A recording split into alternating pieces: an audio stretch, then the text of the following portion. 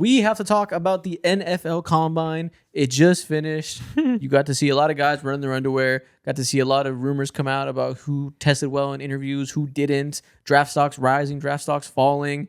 Really, the NFL Combine is a time for everybody in the NFL to come together and spread rumors. We're going to talk about that. And I think it's only right we start with the one and only. One of the best new characters to be added into the NFL cinematic universe. We got to talk about this crazy motherfucker, Makai Lemon, and this interview he gave where he tried to seduce me. Why is he looking at me like that? I don't know. What time are you on, bro? He's got something on his mind. Makai, who's one NFL player you model your game after or look up to? This is so weird. I say Amon-Ra Yeah, St. why? Brown, type of grit he plays with, Amon-Ra type St. of Brown. way he can have a positive impact, on the team without the ball in his hands. In case you can't tell, I'm from California. I cannot do that. That strong ass California accent kills me. On top of the fucking staring into your soul. All I know is I need him on my team.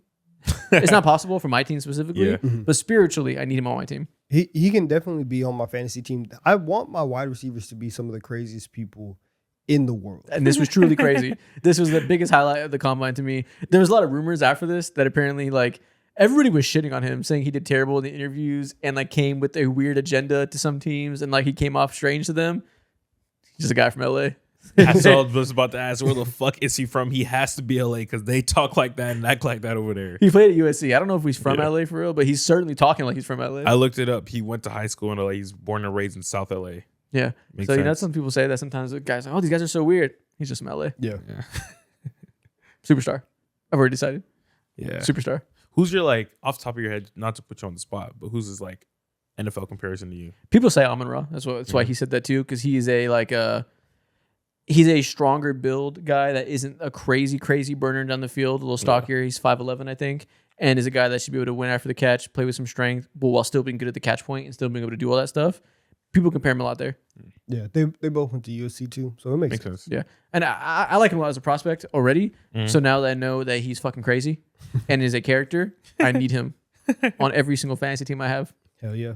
Next news story coming out of that, outside of Makai Lemon being crazy, Ruben Bain has the smallest arms to ever be seen from an offensive lineman that would presumably go in the top 100 pick of the draft. 30 and 7/8 inch arms. It is not just short for an edge rusher. It is incomprehensibly small for someone that's going to be a top 10 pick in the draft. We have literally never seen it from a prospect of this caliber. That being said, he's the most productive edge rusher in college football last year. He was, by all accounts, one of the best players in college football. If he had long arms, he would be the number 2 pick easily. How do we feel about going with another tiny arm guy in the top after we saw Will Campbell? It's fine. I feel like you can get by with that as an edge, right? No, it's the smallest ever. It's not nothing. It's the smallest ever from a player of this caliber. I just realized my wingspan is larger than his. I'm sure it is. I'm sure it is. That's funny as hell. It's okay. I don't know. I think for defenders, be unique. I think I'm okay because if you're rushing the passer, you obviously know what you're gonna do. I would rather have the offensive tackle be the prototypical athlete with long arms and super strong and everything, because you need all of the tools in your bag to defend against whatever is coming at you. Whereas this motherfucker kind of look like me. What the fuck? That could be your brother. He was asked how he can still be the best player in this draft with the small arms. He said, "Because I'm a monster." Let's hear this. Just because of my mindset and how I prepare myself day in and day out, how I stay in the building at all times, how I'm working day in and day out and being a player that I am. Yeah. Because I'm a monster at my craft. Tough. I love it. Tough. But yeah, it is strange. He's thought of as more of a 3 or 5 technique guy, someone that could be in a 3-4 system, play a little bit more inside the tackles because of the stockiness and because of him presumably not having the bend and length to get around the edge quite as consistently as a more prototypically sized guard. So people were wanting to see him play for the Chiefs or something like that and kind of learn from Chris Jones, who he's not 1-to-1. He's not a pure defensive tackle, but he is kind of in between body wise. I'm not going to say that I think tiny arms makes you incapable of being a great pass rusher. People commonly point to Brandon Graham as kind of the prototype for these short arm pass rushers.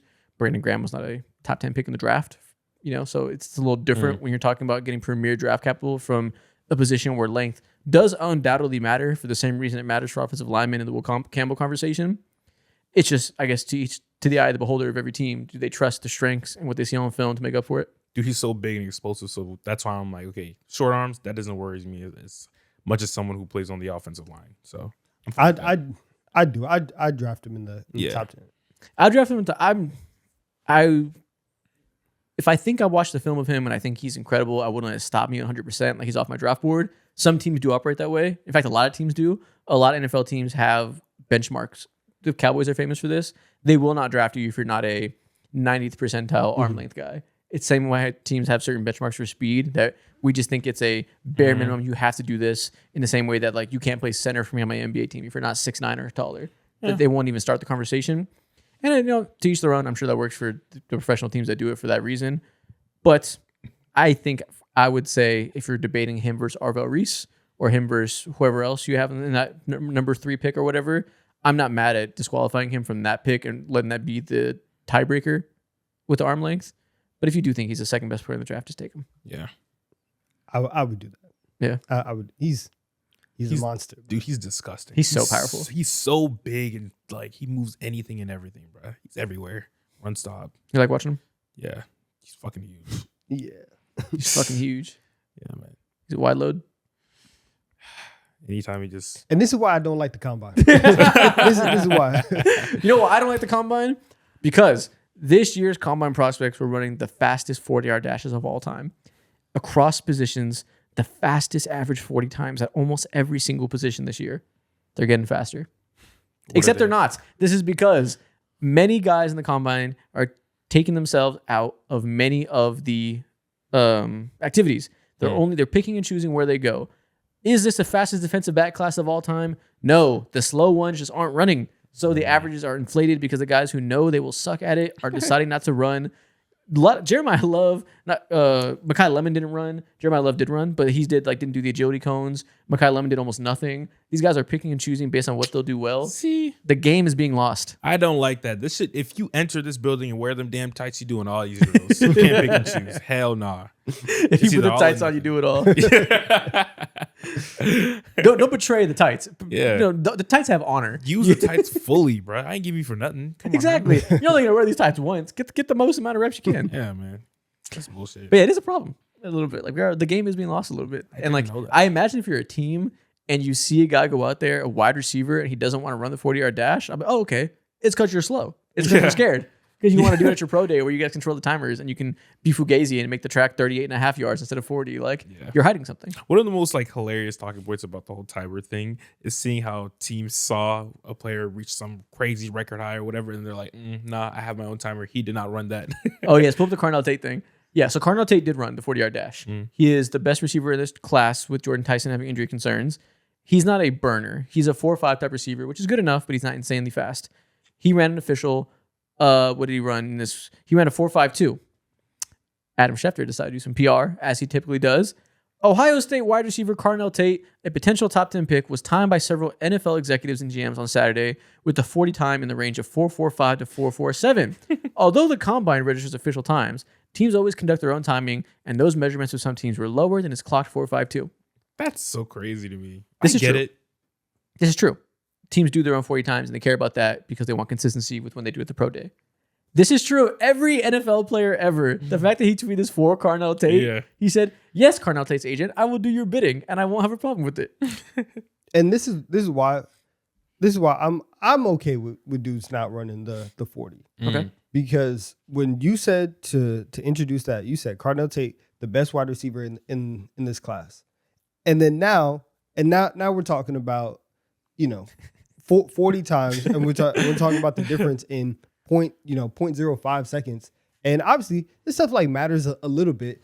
But if you've seen my tape and you have watched me and you say I'm the best receiver in this draft, and because I'm running straight for 40 yards, which is this specific skill, almost never happens on a play-to-play basis. I have to do so many other things to get open, or depending on what the play calls for me to do. If you think I'm the best, then I'm the best, and you should just draft me based off of that. So I'm not going to give you this other thing just because I know that for this specific measurable that is overrated for wide receivers is that might take my draft stock. I'm not going to do it. But yeah, Carnell Tate did it because So the combine is mostly a mental thing, I think. It's mostly about coaches and GMs and scouts being able to be around the players, observe them, see their habits, see And how they just interact with mess with people, them. and do all this and like get an idea for who they are as people.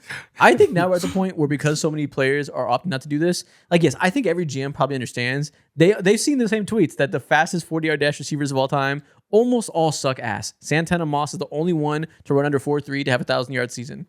Most of these guys are buns. They know 40-yard times don't define a receiver, right? But it's an input that if you're willing to run it, even though you know this because you want to go out there and be the best and like show I'm athletic versus a guy who really has to try to catch you, doesn't want to do it. Like that's some kind of mental input, I think. Maybe. I think I don't know. It's all everything is something at the combine. And that's the problem. Where I do think for a majority of the things that people are doing, it's not anything. Yeah. Like but you know what I mean though? Like even outside, like they know that it's not something in terms of measurable, but and you learn some stuff about guys. And but that's how we get into a situation where guys are coming into the combine, and even a lack of evidence now turns into evidence for whatever you want to create for whatever narrative you want to create about this player for this team. And so if guys are like, I honestly would prefer, do not like you go up, do your measurables, how tall you are, how much you weigh. For other guys, bro, I'm not running, I'm not jumping, I'm not doing anything. Like I'm just not gonna do it. I would respect that and just completely opting out of it. And I'll do it I either may do it at my pro day or I'm just not gonna do it at all. Okay. Not a competitor. Doesn't want it bad enough. Nah, I respect not doing anything. If that's your bag, I'd respect that. Yeah. Okay. Fernando Mendoza's bag is bars, and he said, "I'm unemployed. I have no job." Yo, he's gonna drop some of the greatest tweets or greatest quotes of all time in the league, bro. Oh real as hell. The lack of self-awareness is something that you need from a great player, because if you know what the internet is gonna do with that graphic, with that specific quote, you cannot have 2 weeks off. Nope. You can't have 2 bad ball weeks. every time. Let's talk about some of the people that stood out for their measurements. Some guys who won the combine. Kenyon Sadiq had one of the best days ever by a tight end at the combine. 40-yard dash of 4.39, the fastest ever by a tight end, faster than Vernon Davis. 43.5 vertical jump, second best ever by a tight end. Broad jump, 11 foot 1 inches, third best ever. Welcome to the top 15 picks in the draft, Kenyon Sadiq. Good grief, bro. This guy's a demon. He really is a demon. He's like 6'3", kind of compact tight end, kind of built more like a wide receiver, a little shorter than like the Brock Bowers type of receiving tight ends. Actually can block. People kind of pigeonhole him as like not being a blocker because he's that smaller receiver guy. Can block a little bit. Naturally, the size will be an issue. He's a demon. That's the best way to describe him. I just said that I don't care about 40 times. 4.39 is like, all right, like, listen, it's kind of crazy. While weighing like 235. Exactly. Being that built, that stout, having that athleticism, that type of leaping ability, like he just doesn't sound like a real player, like at all. What do you mean he's a tight end? He's everything on the field, bro. And this is how we get Kyle Pitts. Fuck, man. I hope not. I hope not. But this is how it happens. Yo, I predict Kenyon Sadiq falls to 22. I've been wanting Ione, the guard from Penn State, the whole time to go to the Chargers. Mike McDaniel with a 4.39 musclehead tight end like Kenyon Sadiq. Gonna change Justin Herbert's broke ass life. And the tackles are coming back. And you still got McConkey. And I got a first round pick running back that's waiting to be unleashed in year 2. We're gonna change his broke ass life. Hey man, if they don't make the AFC title game, notice we didn't say anything about defense. Yeah. Bums. Notice we didn't say a center's name or a right guard or a left guard. Don't be scared of expectation now. Speaking of people who won the draft for being athletic freaks. Last week I told you guys one of my favorite prospects in this draft, Sonny Styles. I accidentally said he went to Georgia. I was thinking of CJ Allen. Ohio State linebacker, off-ball linebacker, 6'5" demon. Also won this day. He is 6'5", the same size as Calvin Johnson. 244, 3 pounds lighter than Derrick Henry. 43.5-inch vertical jump, the same as Nate Robinson's max verts. 4.46 40 time, the same as Bijan Robinson, and the same broad jump as Julio Jones. He is really the biggest storyline of this draft because he, as an inside linebacker, has ran and jumped his way into number 2 overall pick in the draft conversations. Man, in the best way possible. This is Mr. Kadoosh man now, man. Facts. In the best way possible. Yeah, these are my favorite tweets to come out from the combine is whenever you compare him to like another great player. Now it's like you just have this like Frankenstein image of taking all the best parts of Just all these, Kratos. like, of all like the best players ever, and just put it into one person. It's like, But seeing the basketball how part real? of it, seeing Nate Robinson is just like hilarious because you're pulling from cross sport. It's hilarious. And the cool part of him, why I think he's getting the hype of like maybe number 2 pick in the draft, is because it fully matches what you watch on tape. Like he is an athlete on the field. Like the way he runs around at that size already felt like one of the most promising linebacker prospects in a long time. And then to see it all match the combine, I've seen people say, "Hey, though, is this the next Fred Warner?" This might be. You can. And one of the another lesson that we every single year, regardless of who wins the Super Bowl, everybody's gonna take like 3 to 5 things that they did and be like, well, this is what the league is now. Mm-hmm. You will see that with the Seahawks and seeing they had a very versatile defensive back in Nick Eaton, and he was able to be absolutely everywhere on the field and play so many positions because he's an amazing athlete. And now people are going to go out and say, who are the best athletes that we can have? Can we use them in this position and in this position? And do you have the capabilities of doing that? And Sonny Styles is looking at that and saying, oh, yeah, we can ask you to do absolutely anything on the field. And all of your combine stuff is awesome. It matches, like you said, matches the tape. This is what people want now from defenders, especially once you get further and further from the line. Yep. And what's cool is it runs in the genes. His brother, Lorenzo Styles Jr., was also at the combine, ran a 4.27 40-yard dash, the fastest among safeties this season. Good grief. Whatever they're putting in their genes is remarkable. 4.27 is insane, man. 4.27 and 4.46. Oh, cry, man. These guys can move.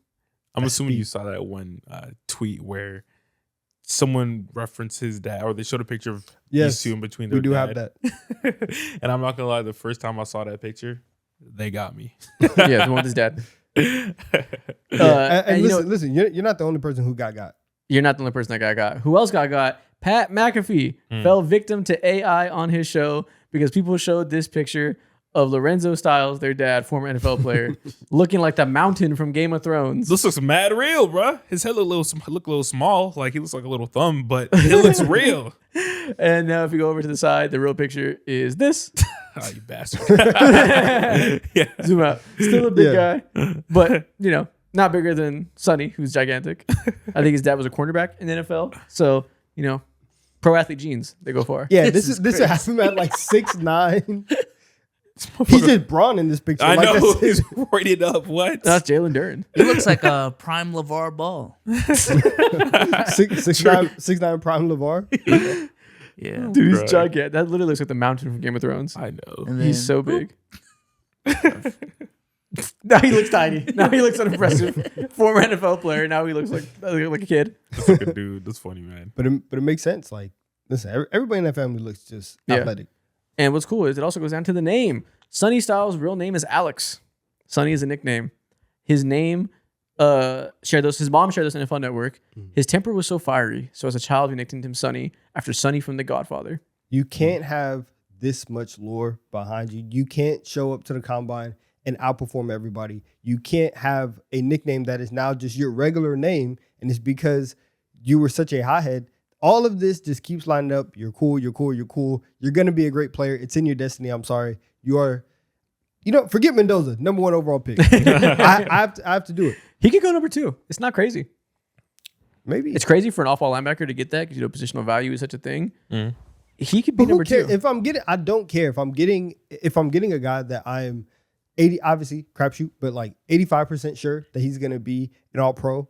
And in my specific room, I think when I draft this guy, I'm getting Fred Warner. I'm just getting one of the best linebackers of a generation. Yeah. In a redraft, I take Fred Warner first overall. Like I would consider that. I would take him at 2. I'm glad you mentioned that because positional value will be the name of this draft cycle. The best 3 players in this draft, debatably, are Sonny Styles, Jeremiah Love, and Caleb Downs.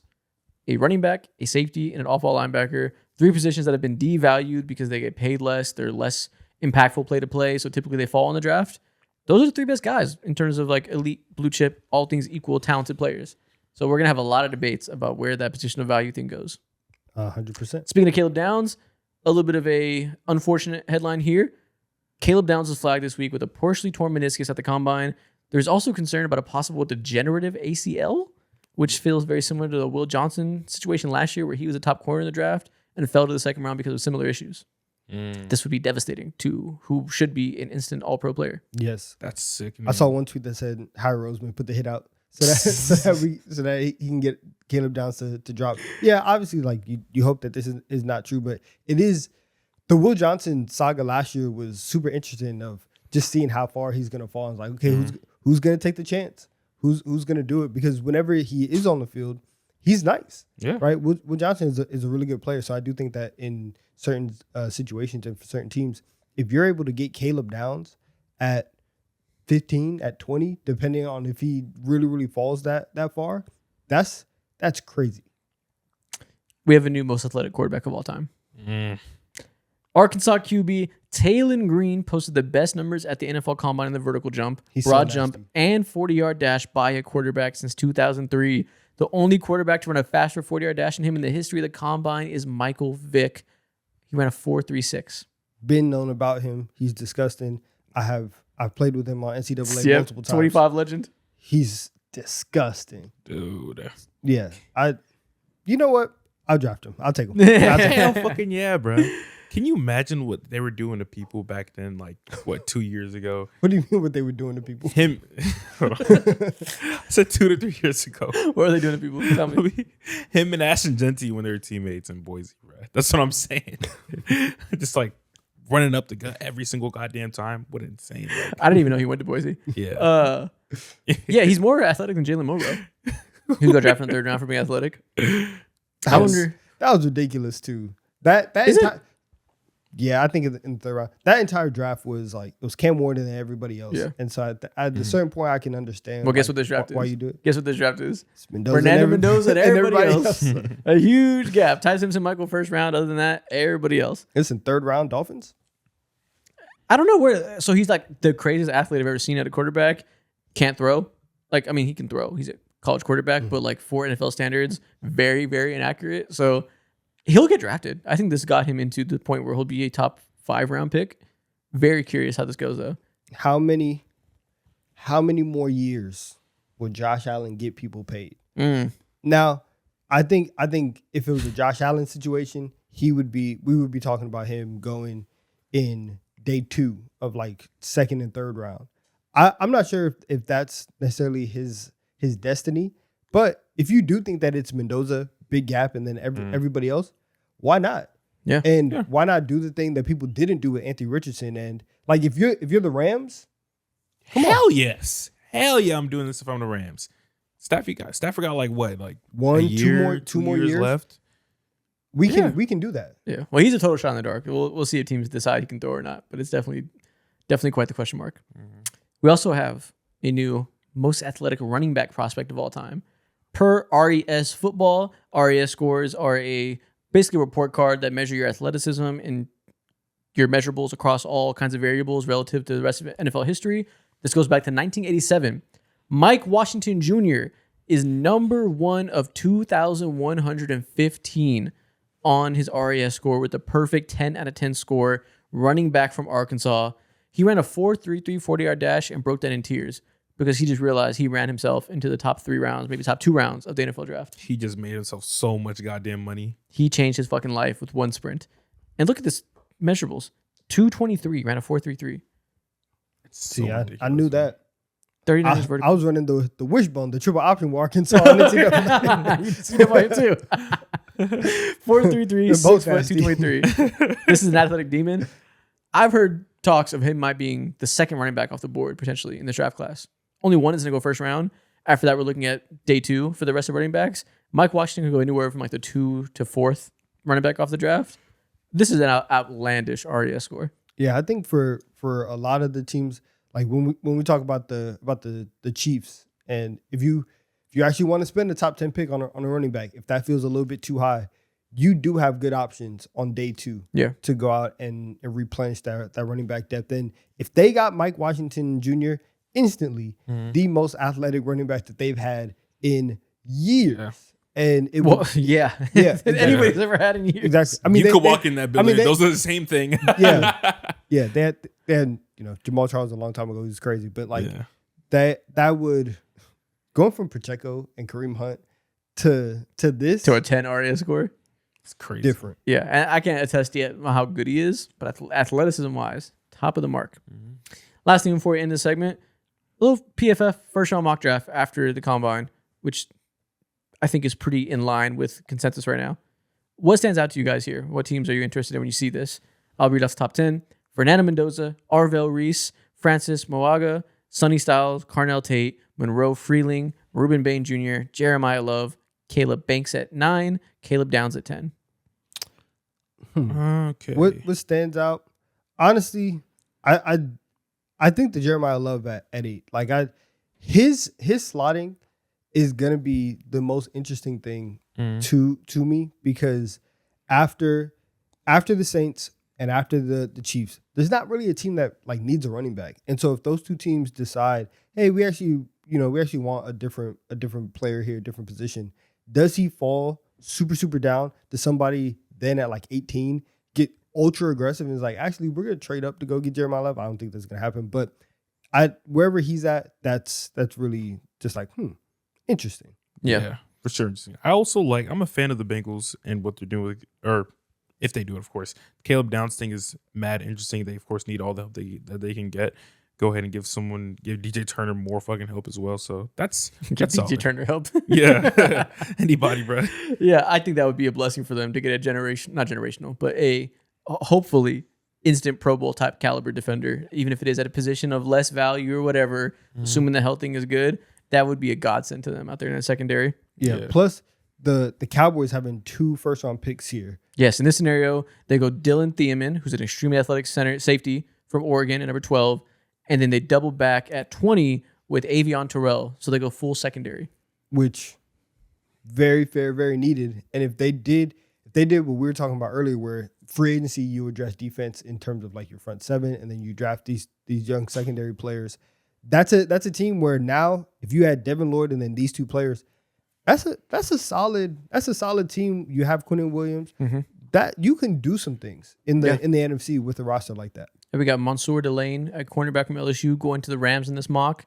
Again, if they get a cornerback room that's decent, they can win the Super Bowl. I see Omar Cooper Jr. there at their second pick at 29. Fuck that. Give me another cornerback. I see Kenyon Sadiq at 27 to the 49ers, which feels unfair given Kyle Shanahan and Kenyon Sadiq. That's ridiculous. And in a year where George Kittle is not there and they don't have, like, you have CMC, crazy pass catcher. Your wide receivers aren't amazing. But now you just have so many just other weird pieces that can be utilized in so many ways. That feels a little bit unfair. That'd be nasty. Yeah. I'd be shocked if he falls to 27. Like in this one, they have the Chargers picking Olavega Ione, who's also thought to be in that top class I was telling you guys with those position players that aren't in premier positions but are thought to be the best ones in the draft. Ione's also up there. He's just a guard. So right now at 19, they have the Panthers taking CJ Allen. If you were the Panthers, you going tight end, you going linebacker? I'm not familiar yet with how good CJ Allen is. But I know he's a off-ball linebacker. People have hearkened to Roquan Smith. I'm not mad at it if they go linebacker. Obviously, the linebacker core is fucking garbage. Yeah. But man, Sadiq would excite me. Yeah, how high can we push Sadiq up this board? That would be disgusting. So who's the highest person that could pick Kenyon Sadiq? The Dolphins aren't going to do it because they have no... I mean, the Chiefs. If Travis Kelce retired, they could just pick Sadiq and go the luxury pick instead of running back. That's not impossible. Sadiq at 9, I feel like Sadiq at 9 is even more rich than Jeremiah Love at 9. Sure, but it's not impossible. That's the highest case, I think. If Travis Kelce were to retire, it wouldn't be bewildering. Yeah. Like, I wouldn't be mad at them if they did that. I wouldn't be like, you sold the draft. I Cowboys thought about don't need the it. Commanders for like 2 seconds, and I'm like, nah, that's a little bit too much for them. Especially if Ruben Bain is there. They're going to do that. Exactly. Imagine the Ravens at him at 14. They need offensive line help, so Spencer Fano's a perfectly fine pick, but getting Kenyon Sadiq there would be sick. Vikings. Actually, no, they just extended Andrews. Not going to do that. Vikings. Lions, they hate Laporta now. just double back with another insane athlete there. I think Chargers is very possible.